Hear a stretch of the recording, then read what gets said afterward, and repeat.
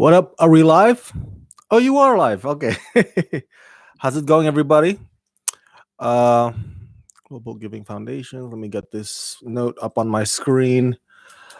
Happy Friday, December 28th, 2018. Wow. Less than 5 days till 2019.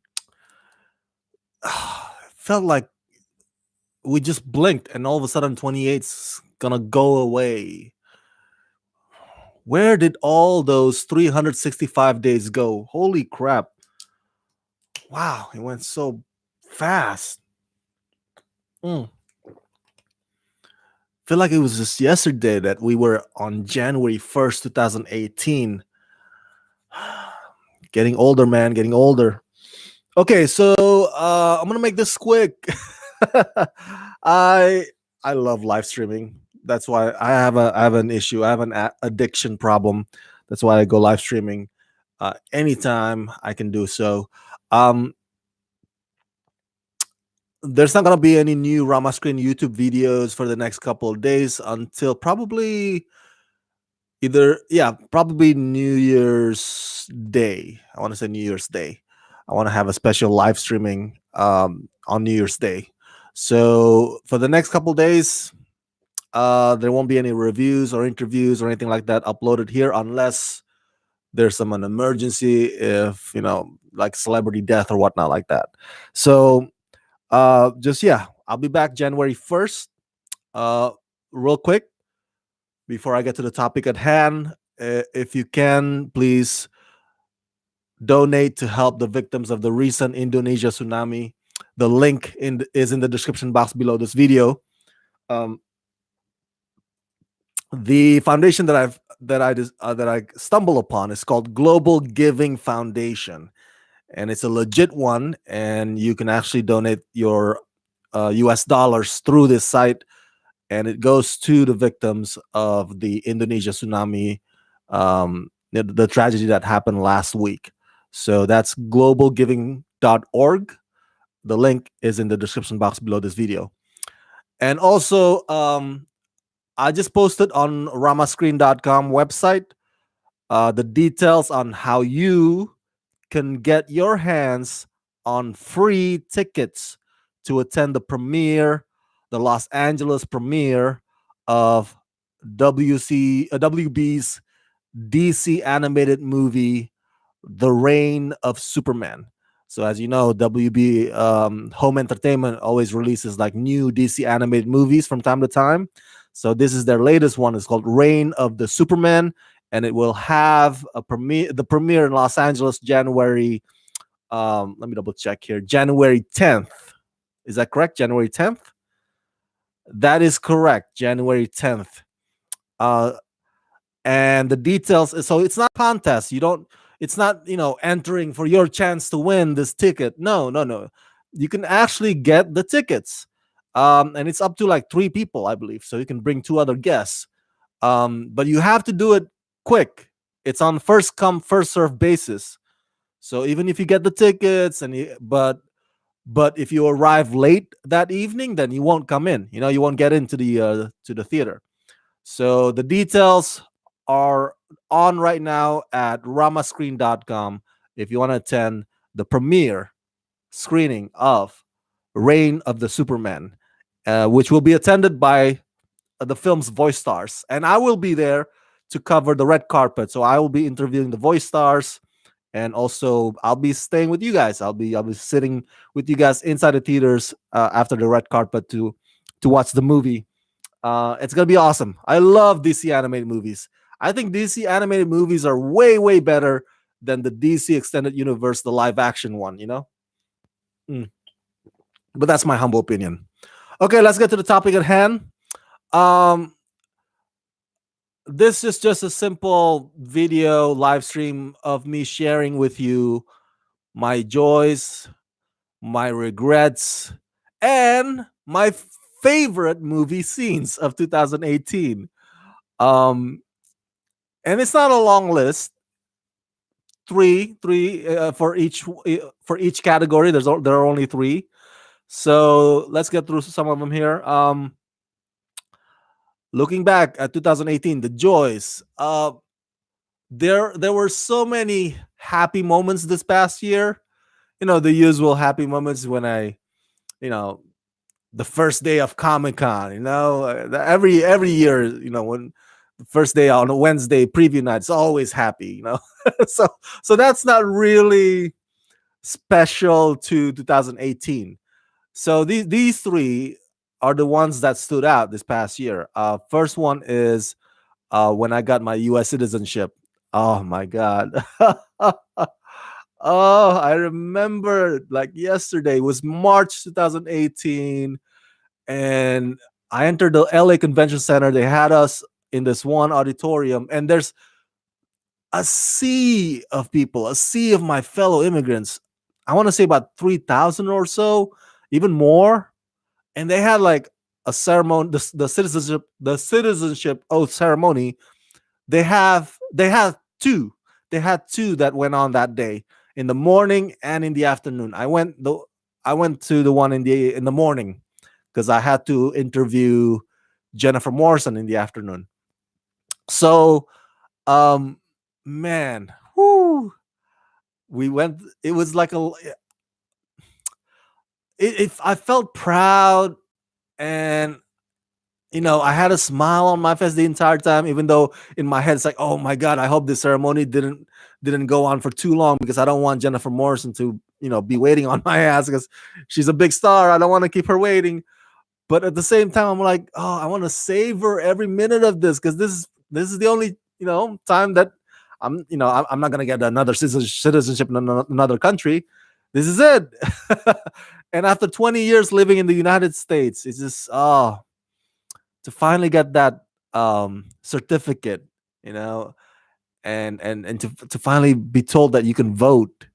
Oh, and then the judge came on the stage, and we recited our vow, or our oath. I guess you call it oath, not vow. Vow is a wedding vow.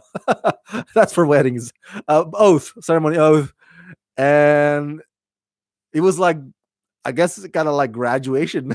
But we didn't have the our graduation cap to like throw in the air, um and at one point, they showed the video on the jumbotron, a video of Donald Trump welcoming us.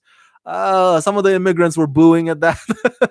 I, I did not boo, but I do understand the irony of it. The irony was through the roof, to have somebody like Donald Trump welcoming the immigrants. That's ironic. Um, but and then the ceremony ended. We met our loved ones outside the door, and my mom. We were in a hurry to go out there to because I got to interview Jennifer Morrison.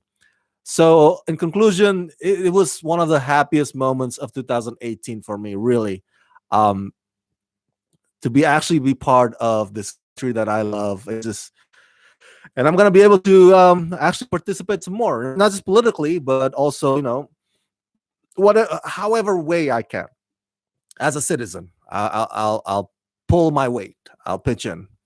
All right. The next one, my second happiest moment of 2018, joy, if you will, is when I received the letter of acceptance from the Los Angeles Online Film Critics Society.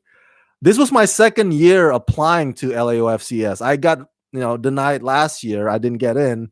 And the year before that, for the past 3 years before that, I was trying to apply to a bunch of other critic societies, like Broadcast Film Critics Society, and the Online Film Critics Society, which is the rival to LAOFCS. And I never got in. And it got to the point where it got to the point where I was so discouraged and disheartened that I said to myself, you know what? Fuck this shit. I'm not gonna apply for any society anymore. You know what? If they don't want me, that's fine. I'm just gonna do my own thing. I'm gonna keep reviewing. I'm gonna keep covering red carpets. I'm gonna keep doing my thing. Just you do you, boo. I do me. So that's where my mindset is. So when I applied the second time, the second year to LAOFCS, I had my expectation or hopes low for it. But the founder, who's a good friend of mine, Scott Manzel, told me, "Hey, just apply again. Just apply again." So I applied and I got in. So I felt really, really happy. This is the first, I guess, guild membership of mine. I've never been a, prior to this, I had never been a part of a society or a guild, group.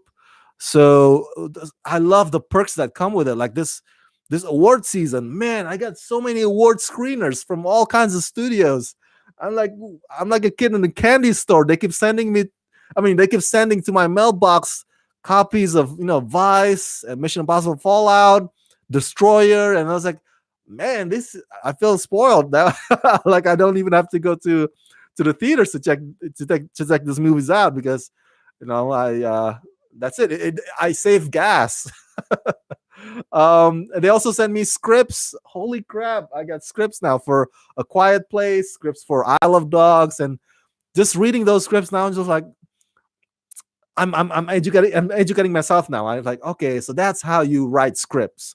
Oh, okay, so that's the format. I get it now. Maybe I'll write one my own. So the perks have been really, really, great. And we have our ceremony, the second annual LAOFCS ceremony on January 9th. And I'll be there to support it, to attend it. It's gonna be star-studded. There are gonna be celebrities there, and so just yeah, I'm excited. So thank you, LAOFCS. You're my second happiest moment of 2018. My third joy of 2018 was moderating gig. My first time ever moderating Q&A post screening. I had two moderating gigs this past year. Could you believe that? Like in a span of just a few months between each other. It's like, wow, who would have thunk it? And I think I did a pretty good job. At least the talents there thought I did a good job, unless they were lying to me. But the first one was Billy Boy with Blake Jenner, the guy from Glee, and it was just fantastic, man. I've attended Q&As before, or panels at Comic Con, and I was like, I always thought like, man, I could do that. I can totally do. Excuse me. Where's my water? Okay. And whenever I see that, I'm like, oh, I could do that. I could do what Chris Hardwick does. Like, yeah, it doesn't look so bad. It doesn't look so hard. Ask questions and then throw some questions to the audience so they can ask questions themselves to the talents as well. Yeah. But you know what? It took some skills, man. It's not that easy. I gotta give you that. It's not that easy. Mm. And I gotta hand it to the moderators out there who are really good at what they do, and it's because they make it engaging and they know how to make the talents laugh. They know how to make the audience laugh. So it'll feel inclusive. And I was nervous my first time moderating for Billy Boy, but I think I warmed up a little bit. My second time, no postage necessary. That's the second movie, by the way, that I moderated. No postage necessary. So yeah, my happiest moment, my third happiest moment of 2018. And I hope I get to moderate again. But it's not like I can come up to a publicist or to the studio. It's like, hey, do you guys need a moderator? Because I'm available. The initial they would have to be the one doing the inviting. The initiative should be with them. Because you know if I'm the one doing the initiative, or just kind of invite myself, then I would look like a jackass. So my three joys of 2018: my U.S. citizenship, and getting accepted to the Los Angeles Online Film Critics Society, and moderating Q&As for the first time. So, all right. So now on to the regrets. Regrets of 2018 of mine. Okay, so these are not like life and death regrets. Okay, nothing like, oh, insurmountable stuff. No. Actually, the first one has to do with the moderating thing. My first regret of 2018 on my list is that I did not get anybody to videotape those two Q and A's that I moderated. Oh, so there's no footage. You know what I'm saying? There's some photos, but many of the photos were taken by the fans who were there. You know, they took it and they posted it on Instagram. And so I looked up Instagram hashtag it. It's like, oh, okay, I found it.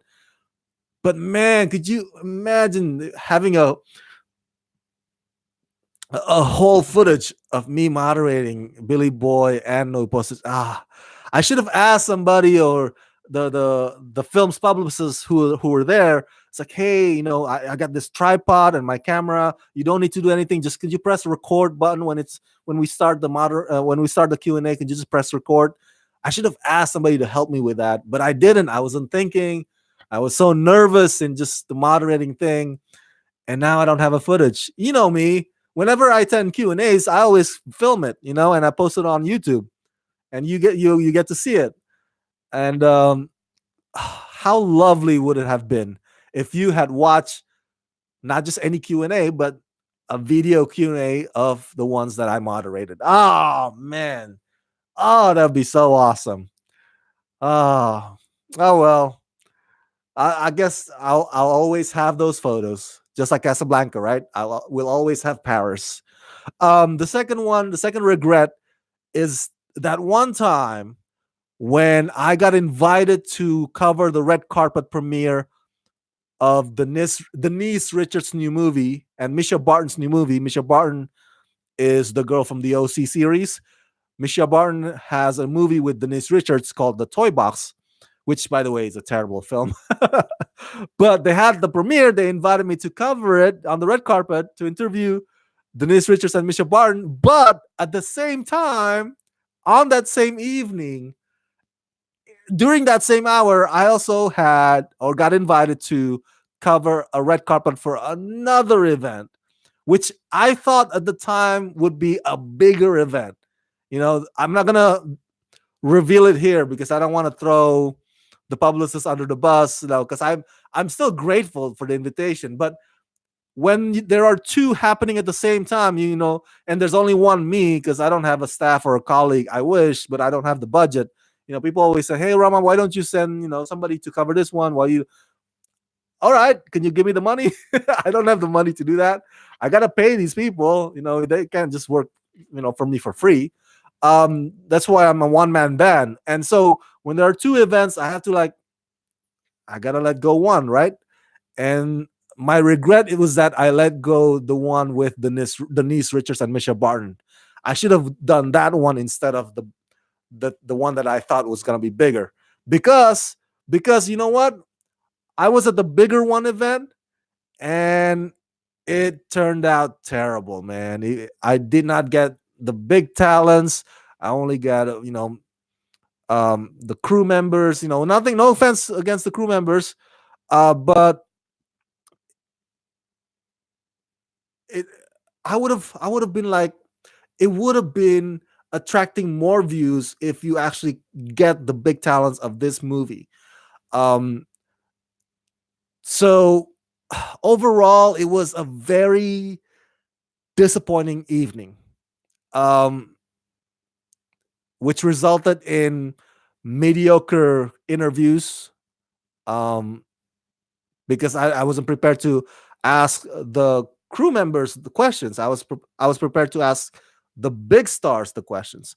So on the way home, I was like, oh man, I should have gone to the one with Denise Richards and Misha Barton because I knew I was gonna get those two. I was gonna get to ask them those questions because the publicist in charge of that carpet, you know, uh, she's a very close friend of mine, and I'm like, ah. So to this day, that was like probably about 4 or 5 months ago. I'm still beating myself up over that. I had to tell my friend, a good publicist who's in charge of Denise Richards and Mr. Barton's red carpet. I was like, "Oh, I'm sorry, but I got to go to this one instead. Oh, if only it doesn't conflict." And she said, "I understand, I understand." She ended up, of course, inviting me to other events too. So she and I are still cool. But man, that was a really what's the word I'm looking for here? Uh, uh, Misjudgment on my part, misjudgment, and one of my biggest regrets of 2018. And my final regret is is a silly one. There's this girl that I keep seeing at Starbucks, woman, I should say, not girl, and a woman, um, and she is just beautiful. We strike a conversation, and we meet a couple more times too, several times at the same Starbucks, and there's always this part of me that's like, hey, Rama, just ask her out. Not I mean, you're already at Starbucks, so you're already out, but ask her out on a date or something. It's like, but I never gather up the balls to do so. And so now um she's gonna be a flight attendant. That's right. She got a new job. I think it's for United Airline, I believe.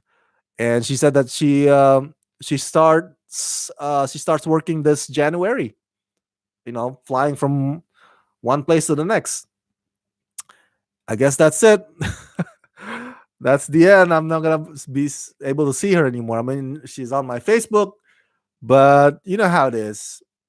The next thing you see, probably a post or a photo of her, hey, getting engaged or whatnot, and be like, that's so it's another one that got away. I have a lot of stories about that. The one that got away. I'm gonna share a personal of mine, the one that got away video to Rama Screen patrons. So if you are Rama Screen patrons at patreon.com/Rama Screen, you will get to hear this, the one that got away story of mine. And it's a true story, um, from not too long ago. So this is this girl from the Starbucks, this woman. It's actually from this past 2018. So, but the one that got away was from a few years ago, and that one, slipped from my fingertips, so to speak. That one hit me hard. That one hit me really hard. So I'll share you guys the stories if you are Rama Screen patrons. So sign up right now at patreon.com/Rama Screen. So those are my three regrets of 2018. I didn't videotape my moderatings. I did not cover Denise Richards and Misha Barton's red carpet, and I did not ask the Starbucks woman out on a date when I could have. Regret is a funny thing. Regret is, it comes in two ways, right? Regretting things that you did and regretting things that you did not do. And so I always crack up when somebody tells me like, "Oh, what are you talking about? I don't have regrets. Losers got regrets. I live with no regrets." No, dude, everybody has regrets. Everybody does. If you say you don't live with regrets, or you're just in denial, or you're not human. Everybody has regrets of things that they did not do, or things that they did and wish that they could have done differently. Um, but the difference is, I mean, what's important is that you don't let your regrets control your life, or that you don't dwell in them. You know what I'm saying? You don't keep moaning and grumpy about, oh, my regrets, oh, I should have done this, I should have done that, oh, why didn't I do this? No, no, no. If you drown in those, then you don't know how to move forward. So that's the important thing. Everybody's got regrets. What you do with those regrets, or if you don't let those regrets control you, that's the key. That's what's important. Okay. So those are my joys and regrets of 2018. I'm gonna close this video with my favorite movie scenes of 2018. I don't have 10, a long 10 top 10 list sort of thing. No, I'm just gonna keep it short to three. All right, three. Well, that's six. Three. There you go. Three. The first one, of course, Thanos snapping his fingers. And 50% of the universe dies. Man, that scene, man. Whew. because leading up to that scene, you thought that, oh my god, this plan's gonna work with Captain America and Thor and Black Widow working together in tandem, trying to stop, and Vision trying to stop Thanos. That last ditch effort. But no, man, he gets the upper hand and then poof, snaps his fingers. And yeah, that's a great scene.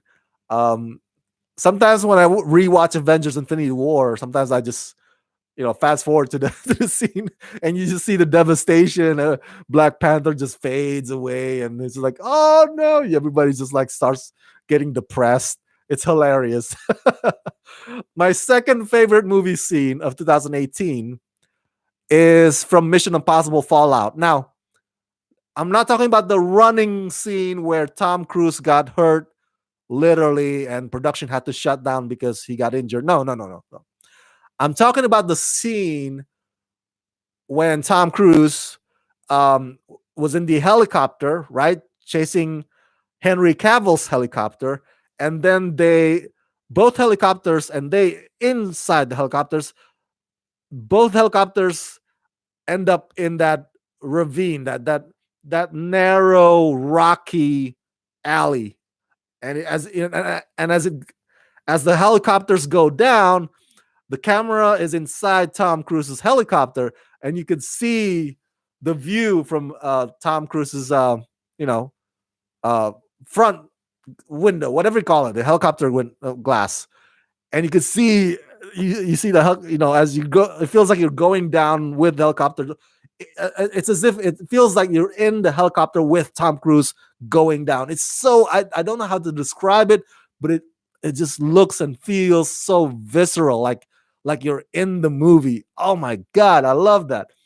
I have the award screeners for Mission Impossible Fallout, and I would fast forward to that scene because it just looks so awesome. It looks like you're in a simulator.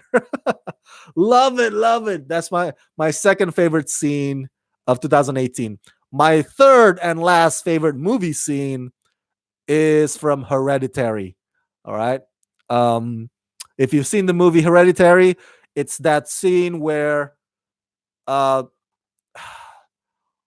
where Tony Collette um was slicing her head open. She's floating up in the air, and she goes like this, kick, kick, kick, kick, and then you see what's his name, Alex Wolf, because he's all terrified and terrorized, and then you see him like look back and look at her, and she's like, and she goes faster and faster and faster, and faster. And then her head falls off. So my favorite Hereditary scene is not when the little girl's head got blown off by the post or the pole. My favorite scene is actually when Tony Collette goes like this. Oh, I love that. I love that movie, Hereditary, because it's like the first in so many years when a horror movie truly, truly scares me. You know what I'm saying? I haven't been I haven't felt so scared in a long time watching a movie, and I love that. I love that. It's like, oh my god, finally a horror movie that actually truly scares me.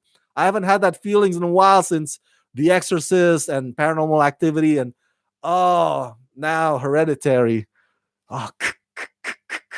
Oh, love it, love it. All right. So that's the end of the video. Before we go, just want to read you real quick some of the tweets from online here, from Twitter, about people who actually literally walked out halfway through watching that Sherlock Holmes movie, Holmes and Watson, starring Will Ferrell and John C. Reilly. It's hilarious. People hate this movie so much they actually walk out. They don't care. They don't care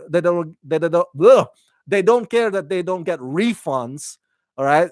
They don't care that they don't get their money back, or their how many minutes that they have back. As long as they're like, you know what, I can't take this movie anymore, I'm walking out. So here it is from Hulon Beatty. She says, one of the most moronic, idiotic, and completely brain dead films of 2018. Totally walked out in fear of subliminally stupidity. This is the kind of film that bankrupts studios watching Holmes and Watson. All right, here's a tweet from Louise Orr. Literally never walked out of a movie before, but after witnessing the first 30 minutes of Holmes and Watson, I'm convinced Will Ferrell and John C. Reilly should never be allowed to work together again. So she actually watched 30 minutes of the movie and then walked out. Here's a tweet from T. Black Magic Lloyd.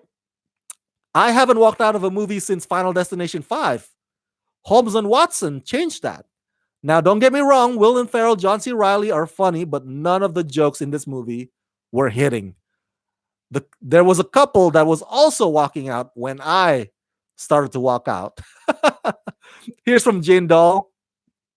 Perfect day to go to the movies. Just don't see new Will Ferrell movie, Holmes and Watson. Horrible. I've only walked out of 2 movies in my whole life. Nothing funny about it. And from Blue Eve and Blues, my sister, her boyfriend, and I just went to see Holmes and Watson. We walked out after an hour. It is so, so bad. Oh my gosh, I love that. That's so funny. So yes, you guys, if you have money to spend, do not spend it on Holmes and Watson because there's a, I want to say 80% chance that you will also end up walking out of this movie, walking out from halfway through. You'll be like, fuck this shit, or screw you guys, I'm going home. All right. Thank you guys for tuning in. As always, subscribe and ring the bell when you can. Hey, Tyler, what's up? Tyler says, I just saw that Sony tried to dump Holmes and Watson on Netflix. Netflix actually rejected it. Yes. For once, Netflix is actually wise about something. Freaking Netflix canceling all my favorite Marvel shows. What the fuck? But that's another topic for another time. So thank you for sharing that, Tyler, and thank you for to Nuke the Fridge for the super chat. I appreciate it. And to all you guys out there, again, I will not have any new videos to upload the next few days until New Year's Day. I'll be back January 1st, okay? And I'll be live streaming to say Happy New Year's to you guys. Stay safe during this holiday season, everybody. Stay safe. And as always, let's rock this. Woo!